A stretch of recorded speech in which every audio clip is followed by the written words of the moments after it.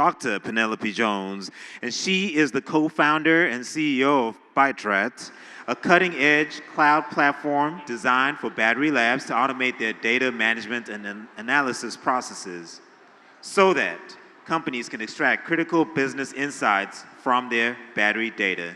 Welcome to the stage, Dr. Penelope Jones.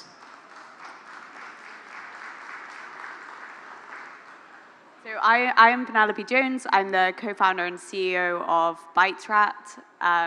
We are really built with a mission to help transform the way that battery companies today are extracting value from all the data that's being generated in their labs.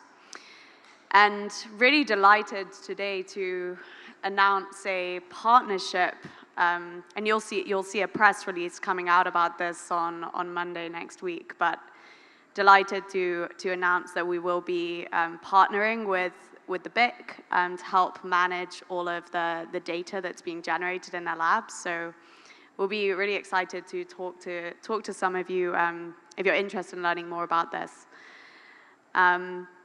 Maybe, and before I get started, I'd also love to thank Les and the whole BIC team for partnering with us and being so forward-thinking. Really think that the BIC is sort of moving to the next level now in terms of scale and all the exciting plans, and just really excited to be a part of this, journey. We were founded in 2021 in the UK. You may have sensed a bit of an accent. We were in the physics department at the University of Cambridge, and our research was focused on building machine learning models to predict how batteries would perform under different use cases. So we were doing huge numbers of battery experiments and basically sending pulses into batteries and then using all of that data to predict how a battery would degrade under different use cases. And we had a number of publications in Nature and various journals, and this ultimately led to a number of really interesting partnerships with companies ranging from BP, BMW, a number of companies across the industry, helping them to predict how their assets would degrade. And it was really interesting because the biggest commonality across all of these projects was that these companies had spent like millions of dollars generating a lot of battery data that was ultimately sitting in a OneDrive on someone's computer. And once that data had been generated, the vast majority of it was never actually used to extract any meaningful value for that company. And so we would go in kind of with these very, what we thought was sort of bleeding edge machine learning models, and we would spend 95% of our time actually trying to find the data, clean the data, and get it into a form that we could actually do something useful with it. And that was kind of frustrating, honestly, but also we realized there's a real opportunity here for this industry to move a lot faster and smarter if we can just build a robust data foundation for them to basically manage all of this data. So anyway, we ended up relocating our whole team out to Silicon Valley. We are funded by some top venture capital firms in the Bay Area. And yeah, we are about to launch our next iteration of the platform, so very excited about that. And if you're working with the BIC or you're interested in sort of talking to us about that, very happy to do so.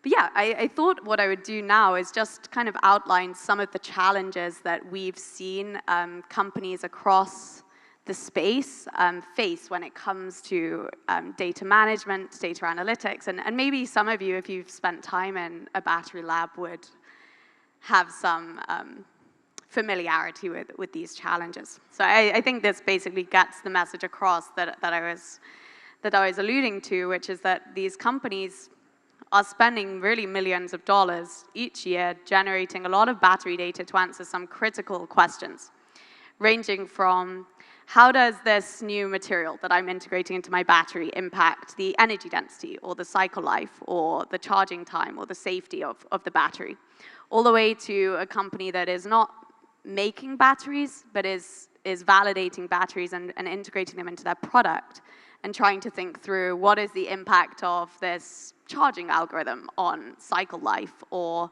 what is the warranty of the product that is reasonable. And what we basically realized is that the companies that are kind of making the fastest progress in this space have realized that through accurate, well thought through battery testing, they can really turn all of this data that they're generating into a competitive advantage. And that's really what we're on a mission to help companies to do. So I think when it comes, probably the biggest challenge that a company operating a big testing lab faces is that you might have anywhere from 5 to 10 to 20 different types of testing equipment in your lab. And I know there are some companies here that actually sell that testing equipment, and it's great, but there is actually a lot of challenges with bringing all of that data into one central location. You might have cycler brands or manufacturing equipment which is generating data in lots of different file formats. And to actually bring data from each part of a manufacturing line, and then your formation data and your testing data into one place and actually connect the dots, it's very, very challenging, and you would have to typically hire a whole team of software engineers or data scientists if you actually wanted to pull all of that data into one place. It especially becomes challenging as the different brands continually are upgrading their own systems, so you're having to stay on top of their upgrades to try and bring that into your own data pipeline. This is really not fun, and I'm speaking from experience here. So usually what a company will do as it starts to scale is it will actually, like I said, maybe hire a few data scientists or software engineers to start pulling all this data together, building their own pipeline. And the challenge then becomes that as you start to scale, you really can get lots of errors, especially when it comes to the potential faults or power outages in the line. You have no way to detect this, and it just becomes really, really challenging to scale that as your company continues to grow.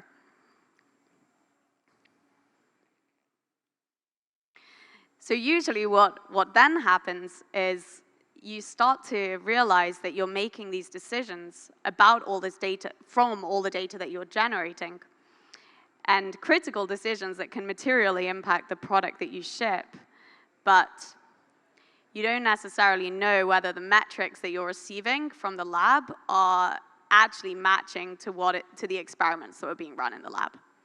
And that's when having a robust data pipeline really becomes absolutely critical.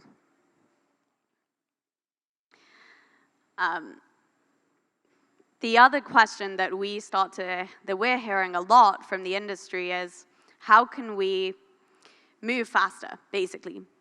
You have a certain number of experiments that you can realistically run before you need to ship your product to actually optimize the structure of the battery design or the product that you're designing. And making intelligent decisions about what experiments you're going to run becomes absolutely critical. Usually companies we're actually seeing this trend of companies that are interested in predicting the outcome of a lot of the experiments that they're running so that they can shorten the duration of those tests.